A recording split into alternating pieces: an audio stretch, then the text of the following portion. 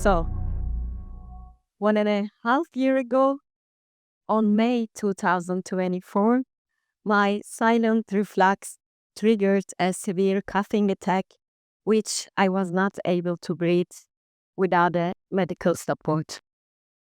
After an hour anxious discussion with my psychiatrist, she told me that, Dilshad, we must stop you.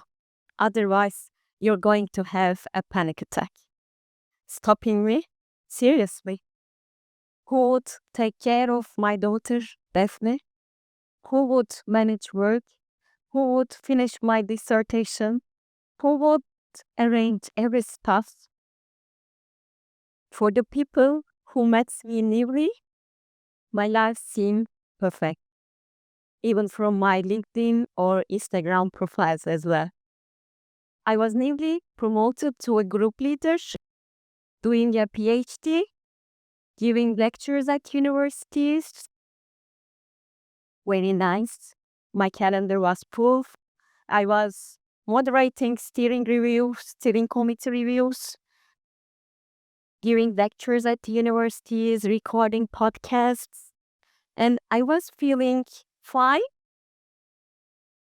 I was having fun through these moments, but inside there was always an anxious battle in me. So, at that time, I learned that I was experiencing a atypical major depression, also known as smiling depression. From the outside, you seem perfect, everything is okay, and you're saying I'm fine. But inside, there is a heaviness that you can't even describe. Maybe you know someone like this, or maybe you are someone like this, always saying that I am fine, and changes the topic. Were those really the reasons that I was passing through an anxiety at that moment? Because I was always trying to deliver an outstanding performance to stay in this demanding corporate world, but were they really the reasons that I'm struggling at that moment? For the last 6 years of my life, it was a hurricane of challenges and emotional roller coaster. My one and only child, at the end of 2018, was diagnosed with a rare genetic disorder when she was 20 months out. And even my husband and I were not carriers of this disease. Rett syndrome. Rett syndrome is affecting 1 in every 15,000 females and fewer in male-borns. The babies start their lives normal. Around their first age, they start to lose the ability to use their hands, to talk, and to walk. Our life entirely changed just in a moment, without asking our permission. And it felt like a heavy truck had hit us and left us alone on that highway on the ground. And at the same time, she was the same innocent child, smiling at us and needing for our support. 4 years after this, on 16th October 2022, my mom called and told, "We lost your sister. Your sister's heart had stopped." I lost my sister just in that single sentence due to an allergic attack-related cardiac arrest. My sister was my only sibling and 1.5 years older than me, and she was my lighthouse for the 40 years of my life, showing me my way, how to continue in life. And when she was gone, I totally lost my way. How many griefs should I have more? And how much more could I be tested in this life? And 2 years after this, at the end of 2024, I lost my father due to a pulmonary disease. Still smiling. I'm fine. And I could feel you that you're saying, oh my God, this is too much. And I also hear that you say that I couldn't handle this and so on. But you can actually. Because one day, this would happen to all of us. I hope not at this pace and at this speed. So, these turning points taught me that my struggles are not my weaknesses. They are the signals that calling me to action, to redesign my life around what truly matters. Life stopped me, or somebody else stopped me, my psychiatrist, and I stopped. And I took a deep breath for several months, and I looked for my options. When I saw them clearly, I redesigned our life and moved forward.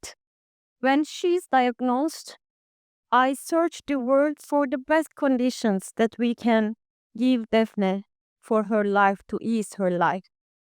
And after a while, I realized that keeping our primary setting as it was is the best decision.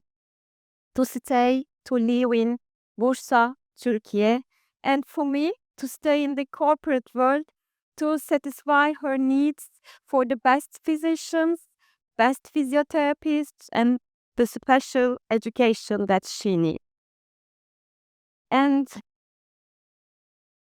at the beginning, it was taken 3 hours just for 1 hour physiotherapy session, because I should first go to home, prepare her, and then take her to the therapy center for 1 hour, and after a while coming back 1 hour to house. It was taking 3 hours.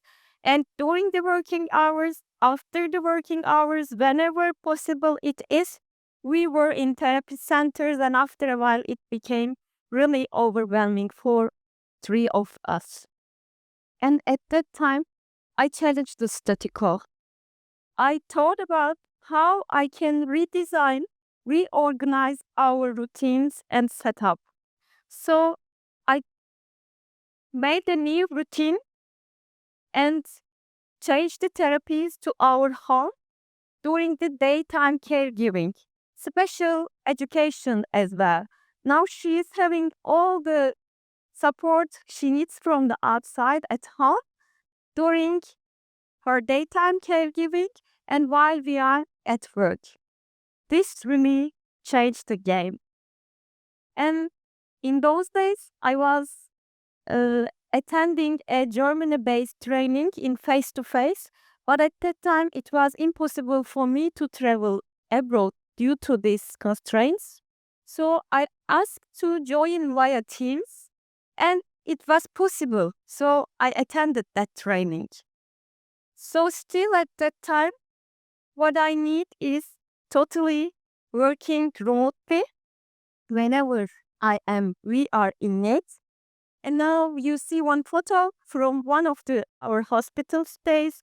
Actually, this was a very easy one, just for 3 days maybe, due to a basic illness that she is having. And we were playing on the hospital bed together with her. I was trying to make her busy when she is medicating at that time. And parallelly, my laptop was open and I was trying to organize the coming week's central department visit. I hear you that saying, Dilşad, you shouldn't work while your child is staying at the hospital. But remember, my child is every day sick. So this at that time was what I need as the flexibility to continue my life. So Daphne's diagnosis taught me one thing essential: to raise my hands and to ask for my opportunities, alternatives, and accept the support. And one day I realized that I could only also support the other moms of the children who was newly diagnosed for the deafness disease. That we build up an association together where we stand side by side, because in such kind of situations, this rare, it is sometimes impossible to find a solution for the obstacle that you're facing at that moment. Doctors doesn't know everything, so you have to support each other, and this is a very invaluable insight for each of us. So we are walking together this path. My sister, she was an English teacher who was in love with her job, and she was in love with her student. All the time, she was encouraging me to do the same thing, and for the best things that I know in the corporate world, like communication, teamwork, and the other competences. 2 months after she passed away, I was invited to the university in our city to give a conference for the undergraduates, and there I decided to make it, wear her earrings as I am today, and I stood on the stage, and for 2 hours we both cried and laughed together, and at the end I felt proud. And one thing I realized is I found the meaning there, to grow through my grief. We think grief gets smaller with time, but actually grief never gets smaller. It stays the same size. You are growing around your grief. I am not alone. In every moment around the world, people are facing really hard situations and passing through deeply traumas. So, what can we do? We can't fix all the things that we are facing, and not all the wounds will be healed. On May 2025, during a regular appointment with my psychiatrist, she told me that, Dilşad, you are graduated from your depression. Surprisingly, I was proud. So, my struggles didn't stop me. They taught me how to reorganize my life. So today, I stand here to invite all of us to reimagine our lives about what truly matters. When life tells us we must stop you, or our psychiatrist tells us we must stop you, maybe it is not the end of our story. Maybe it is the moment we began to reorganize it into our very best